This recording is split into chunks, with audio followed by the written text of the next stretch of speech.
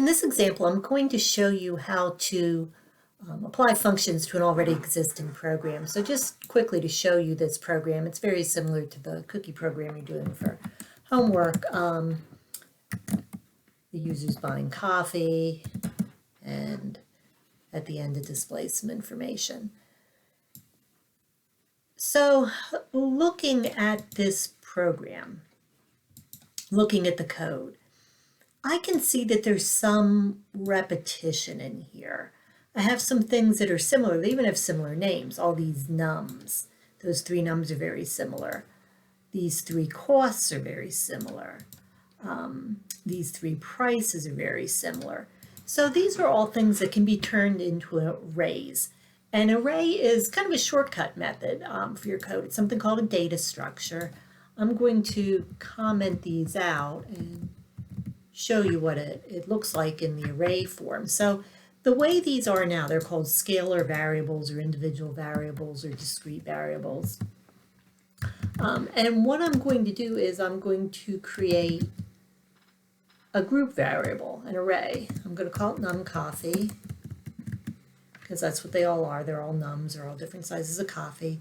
And I'm going to say there's 3 of them. And I am going to initialize them to a value of 0. So the initialization, this is what's called a short initialization. I'm really only initializing the first element of the array, but the rest will default to 0. And this is an element. There's 3 variables now in this array. They're all called num coffee, and they're numbered. There's num coffee 0, num coffee 1, and num coffee 2. So they're numbered with something called a subscript. But I am replacing these 3 with this one group variable. I'm going to do the same thing with the costs.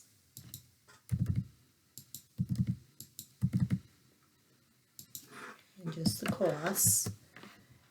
This is a double type array. I'm going to call this one cost coffee.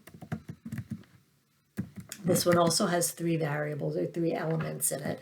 The individual, when it's part of an array, it's called an element. When it's an individual, it's called a variable. I'm going to initialize to 0. The 0 is within curly braces because it's a block of code. So I have that array. And now this array, these 3 also, but these are going to be assigned values. They're still constants.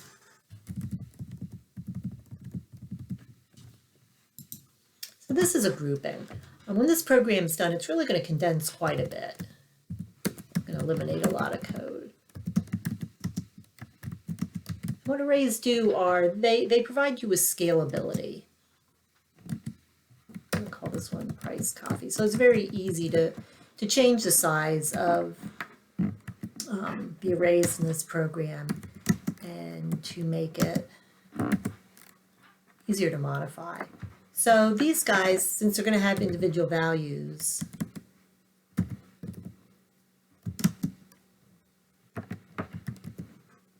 I enter them separated by commas. So it's pretty easy to see in this one. I've got 3 variables. They're all called price coffee. This one is price coffee 0, price coffee 1, price coffee 2. We always start counting from 0. And I'm going to make one more array. I'm going to make a string array to store the names of the types of the coffee. So strings are words. If I want to use a string array, I have to include, or if I want to use strings at all, I have to include the string library. That's why I was getting that red there. Let's see, string, what was I going to call this? Name coffee. So I'm trying to keep my naming conventions consistent, but this one's going to have 4 in it because I'm going to use it for my menu. And because I'm going to assign it values of words. Let's see, what do I have? I have regular. And because it's a word, it's within quotes, it's separated by commas.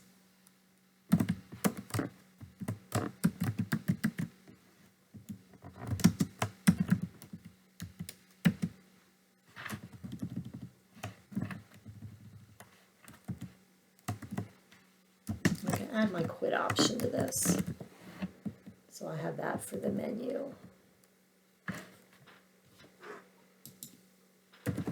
So this one has 4 elements.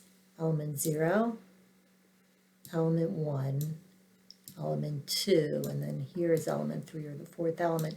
Now these 3 arrays are called parallel arrays because they kind of line up. The 0 element, the first element of the cost, is going to correspond to the first element of the price, and it's also going to correspond to the first element of the names. So they kind of go together. And that's what's going to make this program really condense. So now as I go through, I can see these variables that I commented out, my original variables, are coming up as underlined. So this is code that needs to be replaced. And this first one that we're going to do is actually super cool because we don't need all that at all. We are going to add the quantity, but there's not going to be a condition to it anymore. So I don't need a conditional statement. I'm going to add to my array. And the question is, which element am I going to add to? So when you want to access an individual element of the array, you have to say which one you would like to access. So where do I want to add that quantity? Which of these, and there's really 3 here. We just don't. Do I want to add it to the first one, the one that goes with regular? Do I want to add it to the second one, the one that goes with large? Or do I want to add it to the third one, the one that goes with jumbo? And we know which one they want to add it to because they just told us when they entered the menu option. So when they entered the menu option 1, I know that it has to do with regular coffee and they want to add to the regular coffee. But there's a little issue here in that the computer likes to count 0, 1, 2, 3, but people want to count 1, 2, 3, 4. So option needs to be shifted from what the user likes to what the computer likes. So when I say option -1, okay, that means if they entered this one, it will go to element 0. So this is really element 0. That's the one that we want to add it to, but the user knows that as 1, as option 1. Same thing with option 3. If they enter option 3, this is really element 2. So we're shifting back and forth between what the user wants to see and what the computer likes to see. So all that big if statement is gone. Okay? That was just eliminated, or the switch statement that was there was just eliminated. And you only need that one particular line anymore. Now these guys, this is a different type of processing of an array. These were all my parallels. This is cost 1, yeah, cost coffee 0, number coffee 0, price coffee 0, cost coffee 1, number coffee 1, price coffee 1. So these are my parallel arrays are moving together. So let me comment these out. And we're going to replace that in this line 2 with a for statement. So we use a for loop when we want to process every element in the array, stepping through and processing the first and the second and the third, doing them in order. The number 0, element 0, element 1, element 2. We want to process them in order. This was processing individually. So the for loop is a perfect structure for this. I need a counter, and this is also going to be my subscript. I'm going to start it from 0. I'm going to do it while x is less than the number of elements in my array, which is 3. And I'm going to add x each time I go through my loop.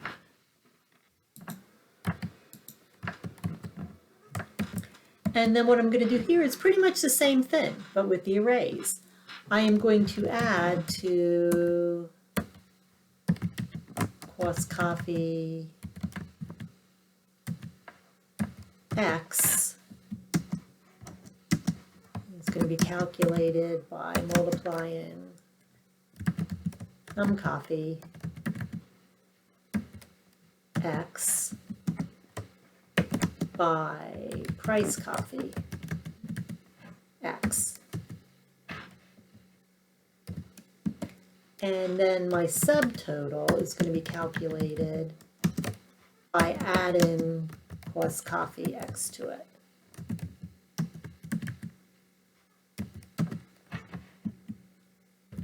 So this code was replaced with this code.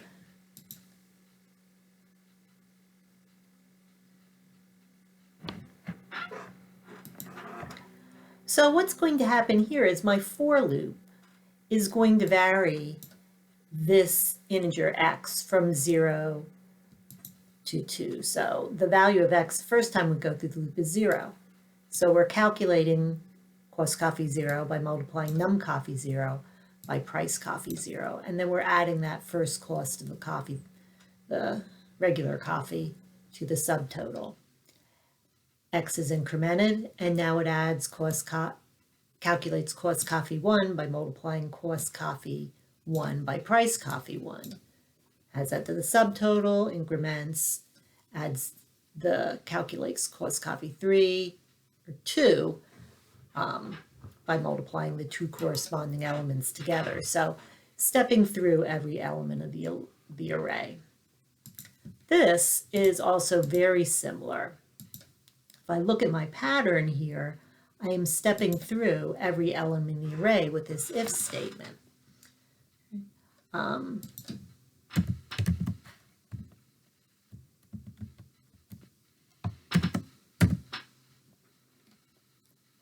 What I'm going to do is put it into a for loop, another for loop, exactly the same.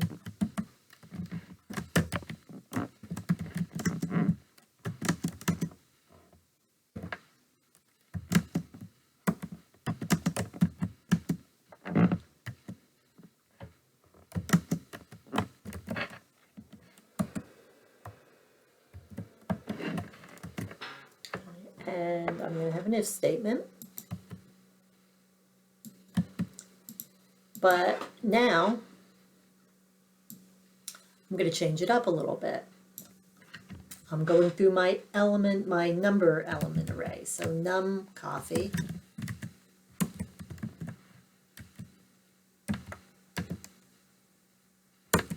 X. So this is going to go through every element of the array, starting with the first element or the 0 element. And then here, because I made, this will change to cost coffee X. So using the array. And I don't want to say cost regular 3 times, but I do have this array up here with my coffee names. And I can use that instead. So still parallel.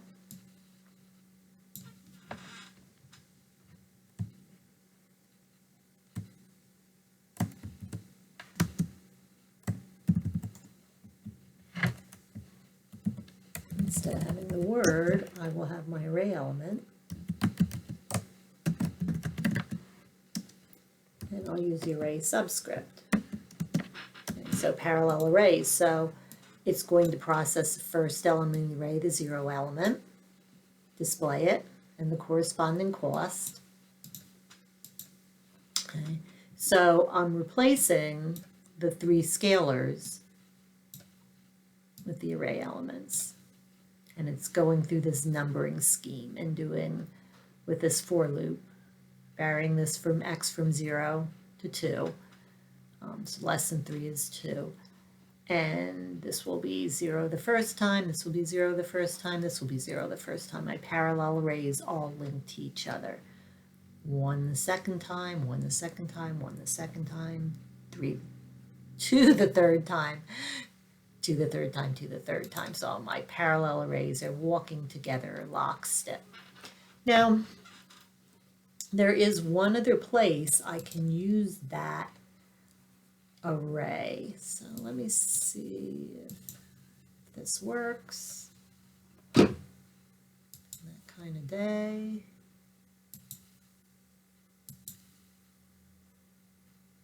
Okay, so there's my menu. I would like number 1. I'll take 10 of those.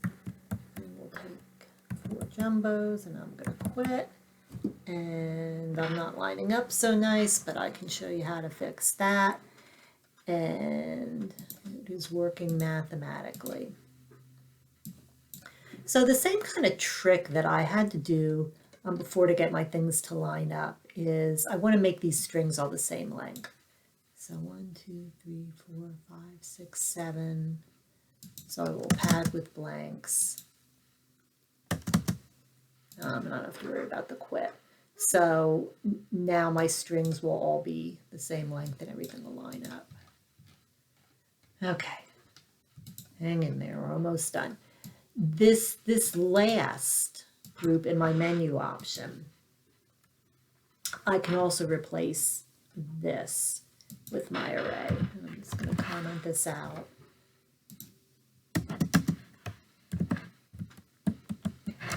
Another for loop.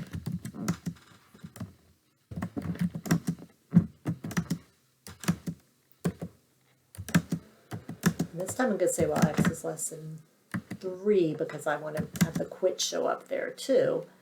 And now I will see out, and I want the numbers 1, 2, 3, 4. Well, x is varying 0, 1, 2, 3.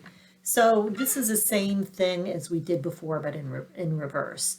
I want to go from what the computer likes to see to what people like to see. So instead of seeing out x, I'll see out x plus 1. A period. And then my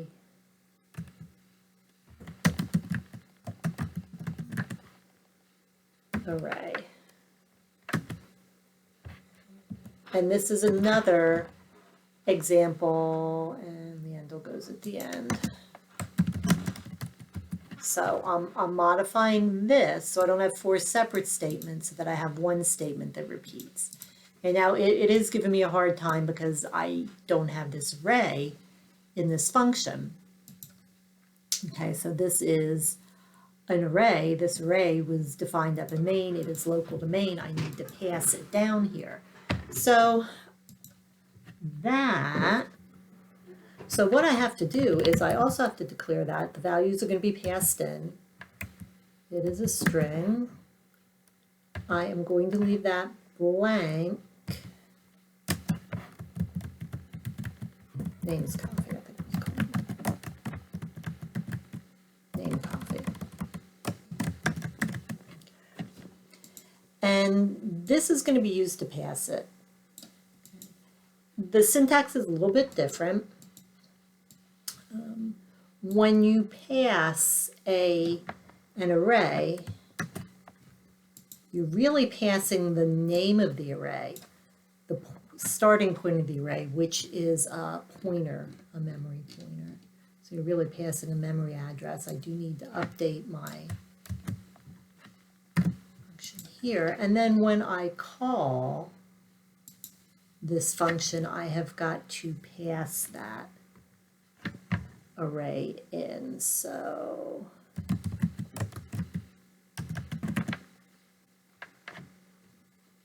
and I don't put the braces after this because it is sending the array name. The array name is really a pointer to the beginning of the array. So it's really sending a memory address here. This is really doing a passing by address instead of a passing by value. So slightly different. And there was another place where we called that menu. There it is.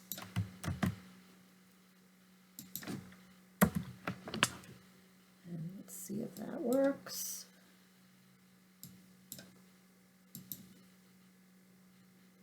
we go. It looks exactly the same as it did before, except I'm missing my 4.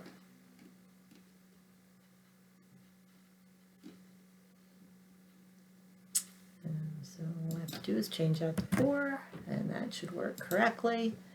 And now, just to give you an idea of how condensed this program is, I'm going to take away